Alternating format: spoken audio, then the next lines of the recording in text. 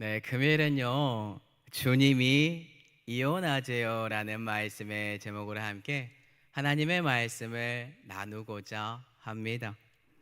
금요일 주제가 상당히 파격적이죠. 예, 이혼을 하지 말라가 하나님 말씀의 기초 원리라고 성도 여러분들은 생각하고 있는데 주님이 이혼하세요라고 제가 선포하고 있으니까요. 오늘 제목은요, 실질적으로 타락한 인간이라면 모두 다 남 탓을 하는 죄악, 이 죄악을 가지고 있다는 것을 전제로 한 위치, 곧 인간의 관점에서, 죄악을 범한 인간의 관점에서 제목을 한번 지어봤습니다. 무슨 뜻일까요? 창세기 3장은요, 인간의 전적인 타락이 어떻게 발생했는지 보여주는 대목입니다. 그뿐만 아니라 죄를 범한 인간이 얼마나 뻔뻔하고 남 탓을 잘하는지에 관하여 우리에게 적나라하게 시사하고 있습니다. 그렇다면 아담과 하와가 뱀의 꾀임에 넘어져서요, 선악을 알게 하는 나무의 열매 먹고 한 행동 무엇인가요? 하나님의 소리를 듣고 자신들이 벗었으므로 두려워하여 숨게 됩니다. 그때 하나님께서 아담에게 물어요. 누가 너의 벗었음을 네게 알렸느냐? 내가 네게 먹지 말란 그 나무의 열매 네가 먹었느냐라고 말하니까 아담이 하나님께 처음으로 대답한 말 무엇인지 기억하십니까? 그것은 자신이 지은 죄를 남 탓으로 돌리는 답변을 아담이 합니다. 아담이 여호와 하나님께 말하기를 하나님이 주셔서 나와 함께 있게 하신 여자 그가 그 나무의 열매를 내게 주므로 내가 먹었나이다 라고 해요. 누구의 탓으로 아담이 돌린다고요? 아담은 자신의 창조주이시며 생명을 주신 하나님 탓을 하고 하나님께서 만들어주신 자신의 둘도 없는 몸이요 배필인 하와의 탓으로 돌립니다. 그럼 여자인 하와는 하나님의 질문에 무엇이라고 답합니까?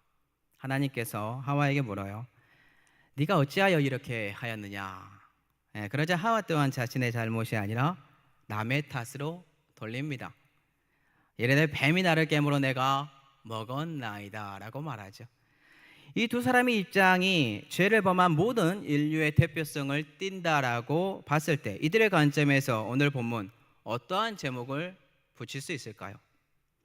자신들의 죄로 말미암아 하나님께서 모든 인류에게 허락하신 에덴 동산에서 추방되었어요. 쫓겨났어요.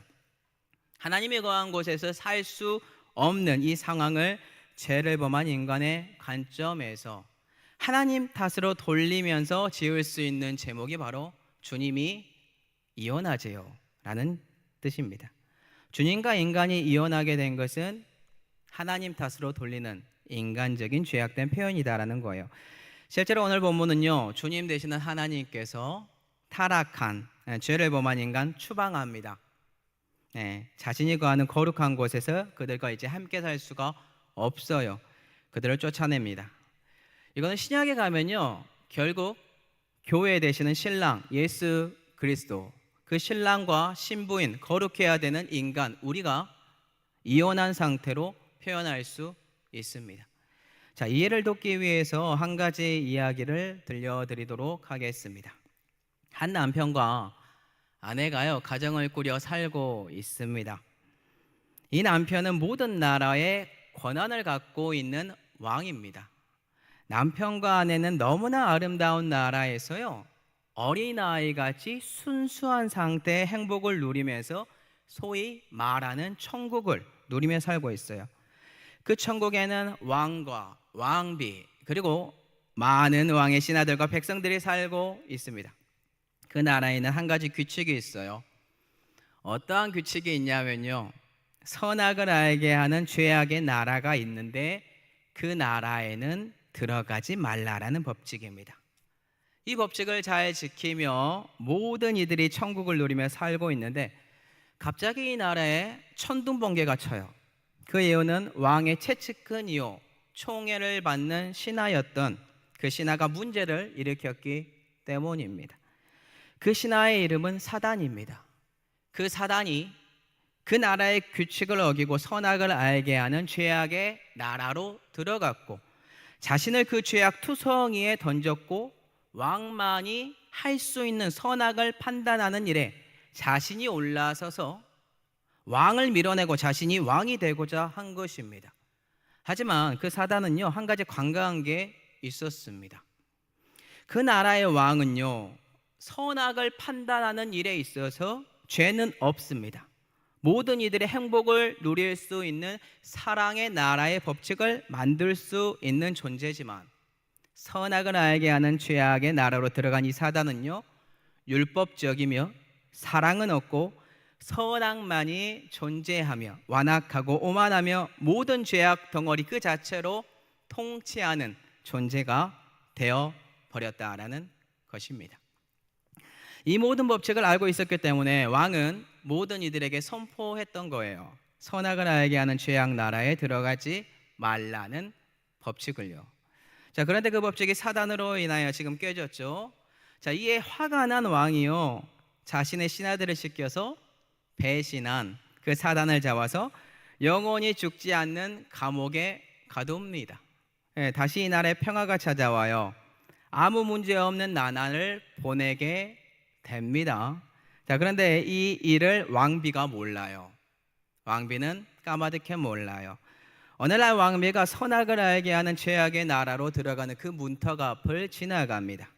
그때 너무나도 달콤하고 매혹적인 목소리가 왕비에게 들립니다. 그 목소리는 사단의 목소리였습니다. 그가 말을 합니다. 왕비님, 선악을 알게 하는 이 나라도요, 결국 지금의 왕이 다스리는 나라입니다. 그러니까 걱정 말고 얼른 이곳으로 넘어오셔서 이 나라의 왕비로 혹은 왕의 권한을 대행하시면서 다스리시기 바랍니다. 그러자 왕비가 말해요. 아니에요. 제 남편이 그곳에 가면 이 나라에서 누리는 천국 망가지게 된다라고, 결국에 죽게 될 것이라고 저에게 그렇게 말을 했어요. 그러자 사단은 더욱더 매혹적이고 아무 일 없는 것처럼 왕비를 속이기 시작합니다. 왕비님, 그럴 일 없습니다. 왕이 먼저 저를 선악을 알게 하는 나라인 이곳에 넘어가 정복하라고 했고 제가 정복했고, 왕비님이 오면 그 나라로 넘어오라고 말하므로 저보고 왕비님을 잘 보필하라고, 선악을 알게 하는 나라에 들어가 정복하고 있으라고 저에게 말했습니다. 그러니 왕비님 절대로 죽지 않을 겁니다. 제 부드러운 음성을 들어보시기 바랍니다. 이 선악을 알게 하는 나라로 넘어온 당신의 종, 이 종이 이미 이 나라에 들어와 있지 않습니까? 왕비가 정말로요? 그러면 왕보다 제가 먼저 선악을 알게 하는 나라에 들어가 그 나라를 통치하는 왕의 자리에 앉아 있어야 하겠네요 라고 말을 해요. 선악을 알게 하는 나라로 그 왕비 들어갑니다. 그때 다시 하늘에서 천둥번개가 치고요, 왕에게 왕비가 선악을 알게 하는 나라에 들어갔다라는 말을 듣게 됩니다. 선악을 알게 하는 나라로 들어간 왕비, 자신이 사단의 매혹적인 말과 언변에 속은 것을 알게 되었고, 자신의 나라에 있었을 때의 모습이 아니라 죄악 투성이요, 증오와 원망과 완악함과 말할 수 없는 수많은 더러움에 허우적거리는 존재요, 사단과 연합한 존재가 되어버렸다라는 것을 왕비가 알게 됩니다. 그리고 그 왕비는 선악을 알게 하는 나라의 왕의 자리에 앉아 다스리는 자가 아니라요, 자신은 이제 왕의 신하였던 사단의 신부가 되어 온갖 더러움과 추악한 행동들을 하기 시작하는 존재가 됐다라는 거예요. 이제 왕이 등장해요. 왕이 왕비를 찾으러 왔을 때 참 기가 막힌 말을 왕비가 왕에게 합니다. 당신이 만들어 놓은 이 법칙 때문에 내가 지금 이 선악을 알게 하는 나라에 들어와 이러한 모멸감을 겪게 되었다고, 그리고 당신의 신하였던 사단과 내가 몸을 섞는 존재가 되어 이 나라를 위해 살아야 하는 존재가 되었는데 왜 나를 찾아왔습니까? 왕비가 오히려 왕에게 화를 내요. 그러자 왕이 말해요. 당신이 지은 죄로 말미암아 우리는 이혼해야 합니다. 왜냐하면 당신은 이 나라의 법칙을, 그리고 이 나라의 모든 말을 어기고 죽은 존재가 되었으니까요. 그러자 왕비가 말을 해요. 동네 사람들, 신랑이 지금 저보고 이혼하자고 합니다. 자신이 만들어 놓은 법칙 때문에 내가 지금 이렇게 넘어졌고 죄악을 범했는데 이혼해서 살자고 하네요. 결국 왕과 왕비 이혼하게 됩니다. 하지만 왕은요, 왕비와 이혼한 이유가 한 가지 더 있었습니다. 그 이유는 왕비의 모든 죄를 사하고 그를 다시 찾아와 소생시키기 위하여 그를 너무나 사랑하기 때문에 이혼을 결심하게 되었다라는 뜻입니다. 방금 들은 이 이야기는요, 성경에 있는 내용을 제가 임의적으로 만들어 본 이야기입니다. 구성해서요. 왕이 왕비에게 이혼하자고 한 이유가 무엇입니까? 바로 자신의 아내가 선악을 알게 하는 나라에 들어가서 온갖 죄악으로 물들어버린 왕비의 이 죄를 사하고 그녀를 살리기 위하여 왕비에게 이혼하자라고 말했다라는 것입니다. 그럼 오늘 본문 어때요? 창세기에서 중요한 부부에 관한 영적인 내용이 나옵니다. 여호와께서 아담이 잠들었을 때 그의 갈빗대 하나를 취하여서 살로 채움으로 여자를 만들었는데 그 여자가 아담의 아내가 됩니다.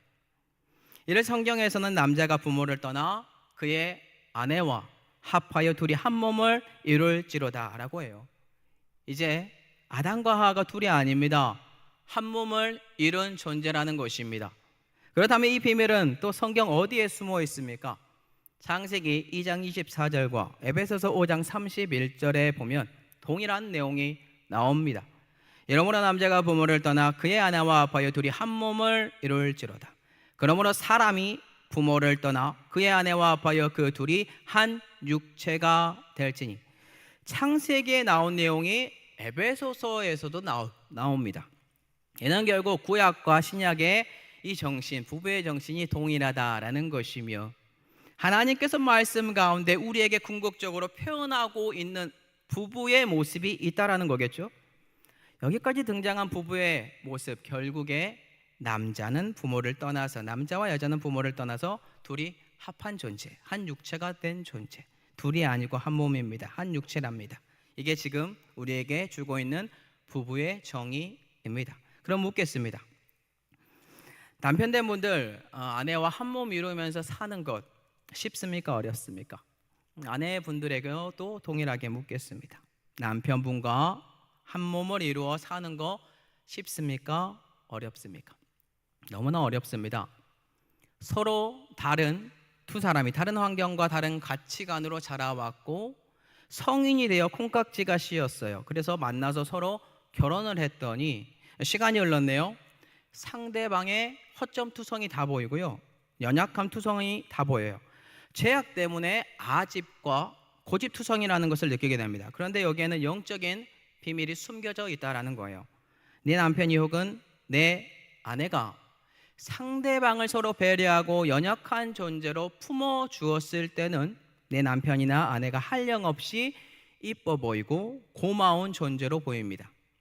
이는 결국 사랑이 부부 사이에 존재할 경우에 서로가 이뻐 보이는데 이러한 배려와 사랑이 하나님의 성품으로 부부 사이에 존재한다라는 거예요.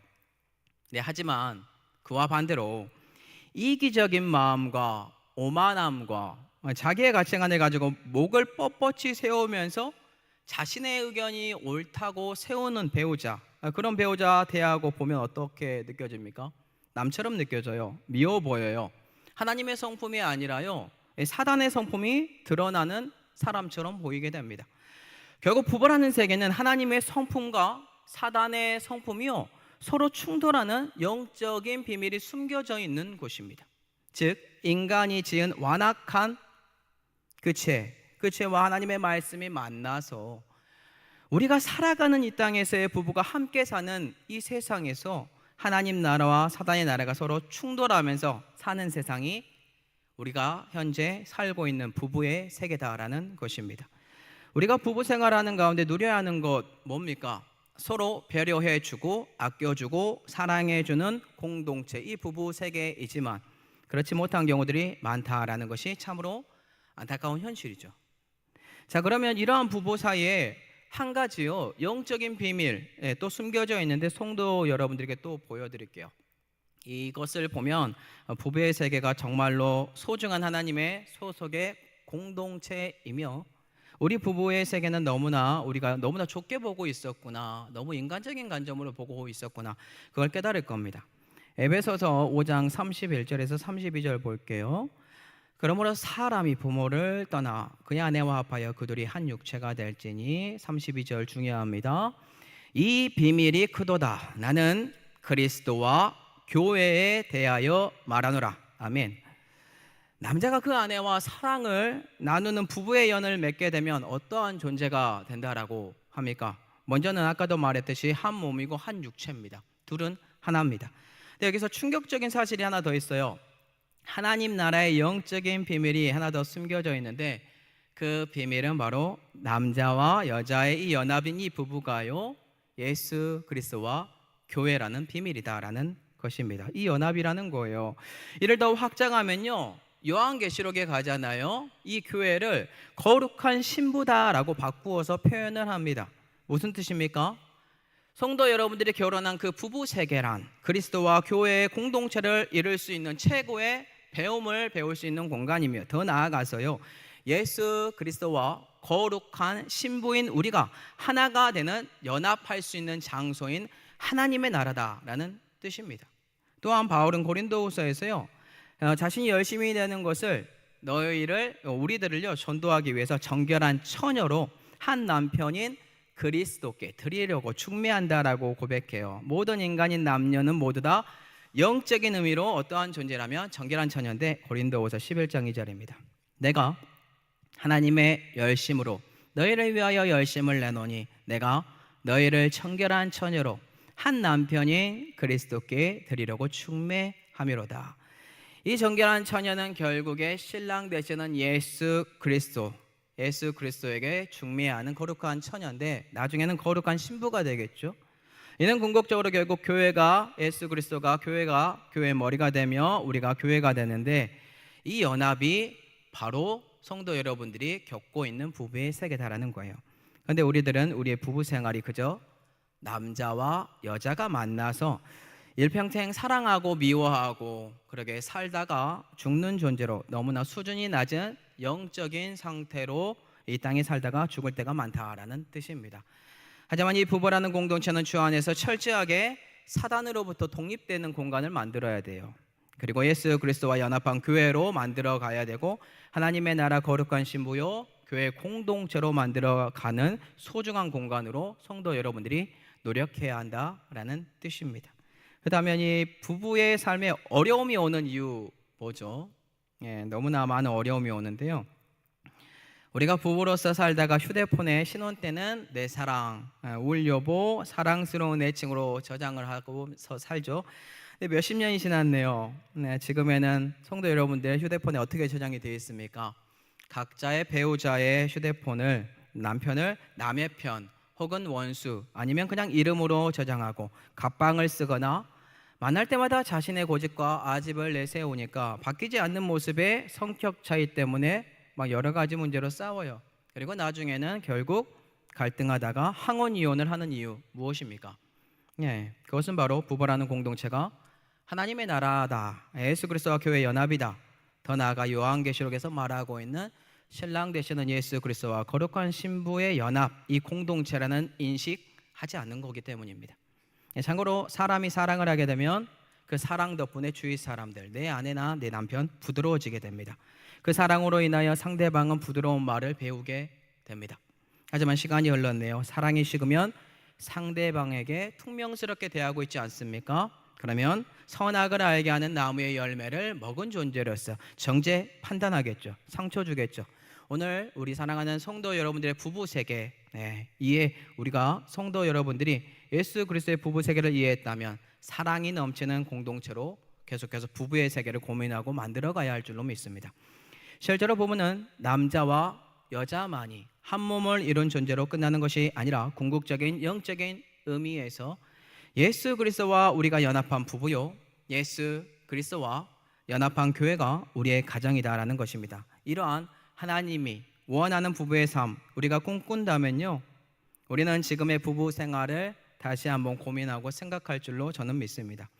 참고로 하나님은요, 우리에게 기회를 주었습니다.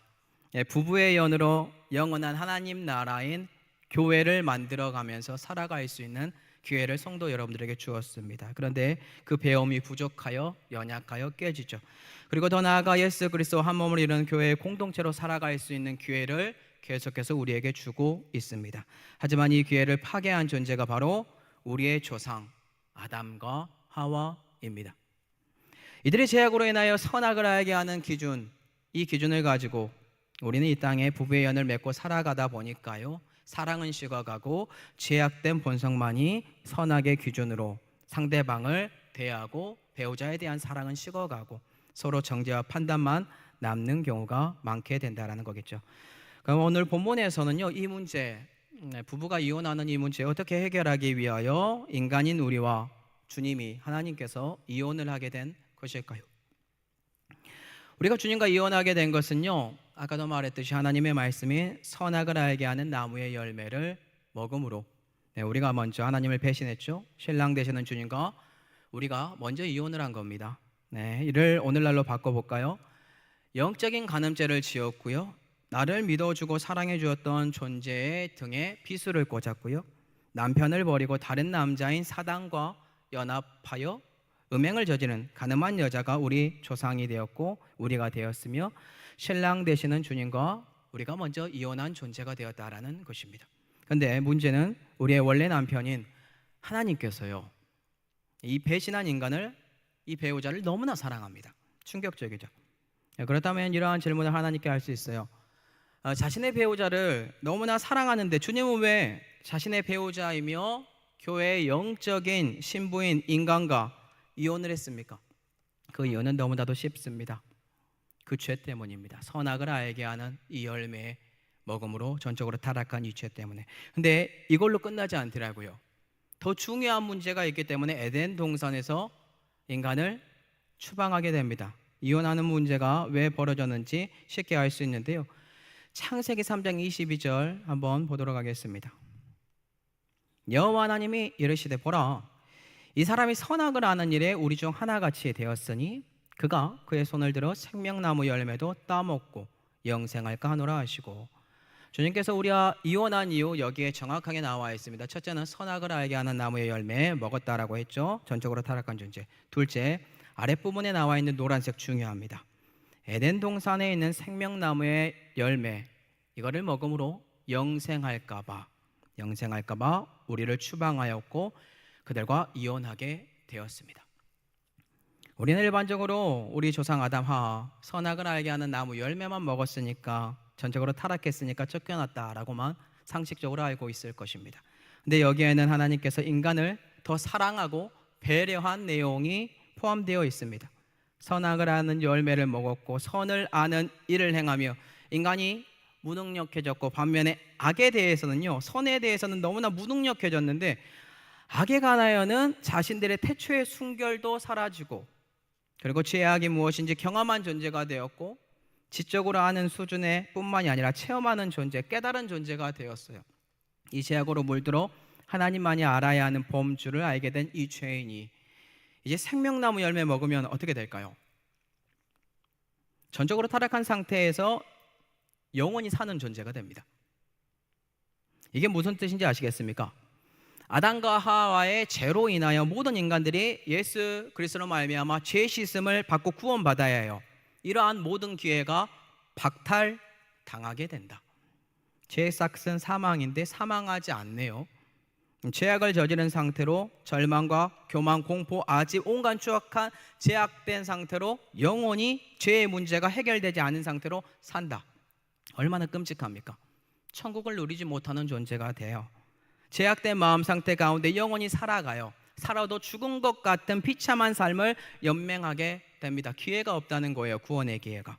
이는 결국 하나님께서 인간을 구원하기 위한 예수 그리스도의 구속 사역에 차질이 생기게 된다라는 거예요. 그렇기 때문에 하나님은 최초의 인간인 아담과 하와를 다시 살리기 위하여, 즉 모든 인류의 죄인들을 살리기 위하여 생명나무의 열매를 아담과 하와가 먹지 못하도록 에덴 동산에서 추방시켰고, 이는 영적으로 신랑 되시는 예수 그리스도와 그리고 신부된 인간이 이혼을 해야 하는 아픔을 겪게 되는 상황을 우리가 보게 되었다라는 것입니다.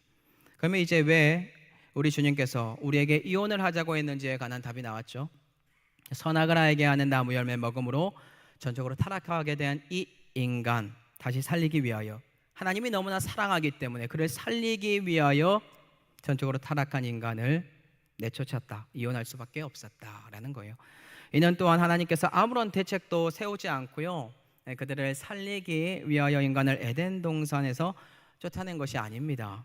가장 완벽하고 확실한 방법으로 그들을 살리기 위하여 준비한 이 방법, 이 준비를 다 하시고 인간과의 아픔의 이별을 고합니다. 그 확실한 방법이 무엇인지 창세기 3장 15절에 나와 있는데요. 내가 너로 여자와 원수가 되게 하고 내 후손도 여자의 후손과 원수가 되게 하리니 여자의 후손은 내 머리를 상하게 할 것이요 너는 그의 발꿈치를 상하게 할 것이니라 하시고, 아멘.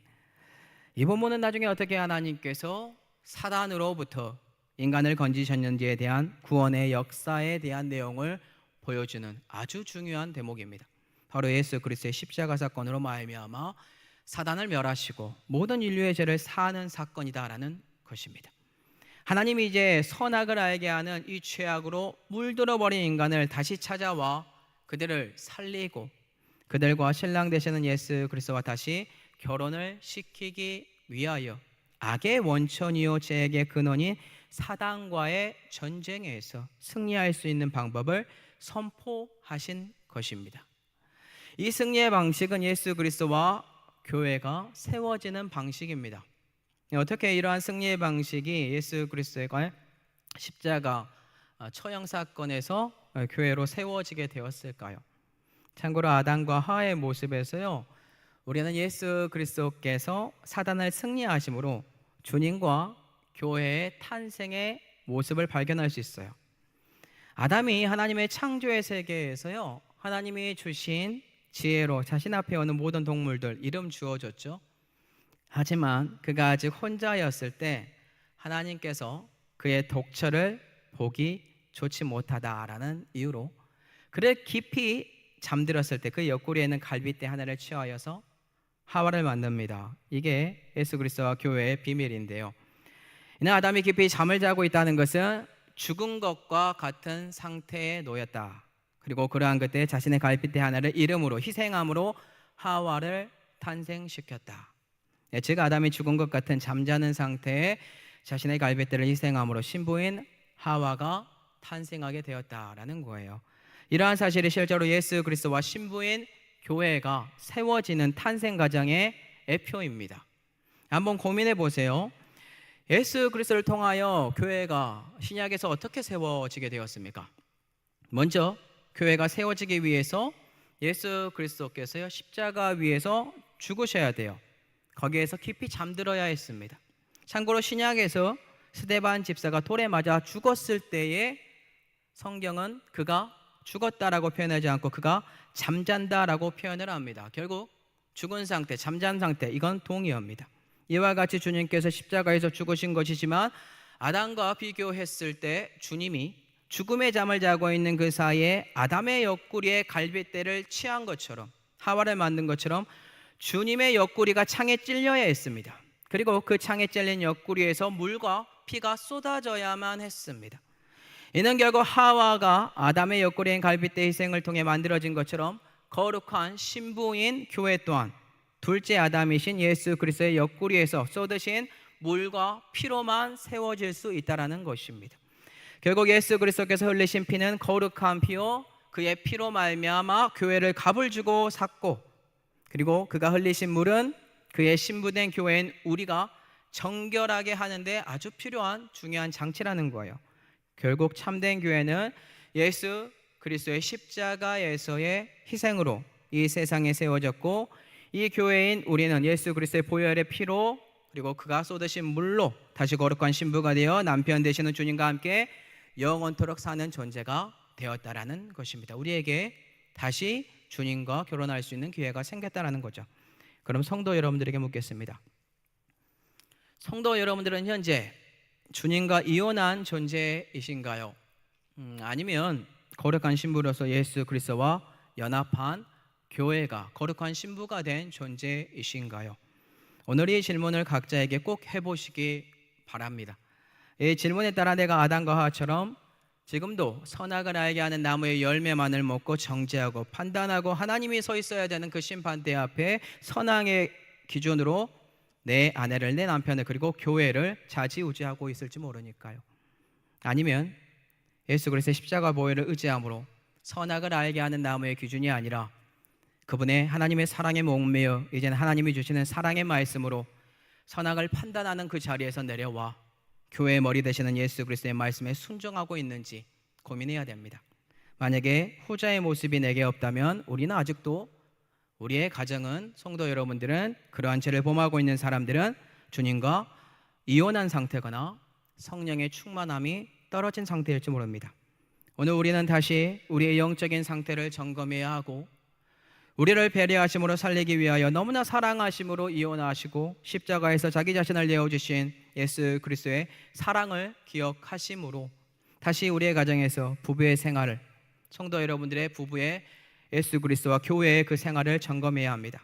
하나님의 마음과 그의 사랑을 오늘 배웠다면 나의 남편과 나의 아내가 연합한 부부라는 공동체가 예수 그리스도와 교회의 연합이구나, 더 나아가 예수 그리스도와 거룩한 신부인 우리가 연합한 장소이구나 라고 여기고 더욱더 가정을, 교회를 소중하게 여기는 은혜가 넘쳤으면 좋겠습니다.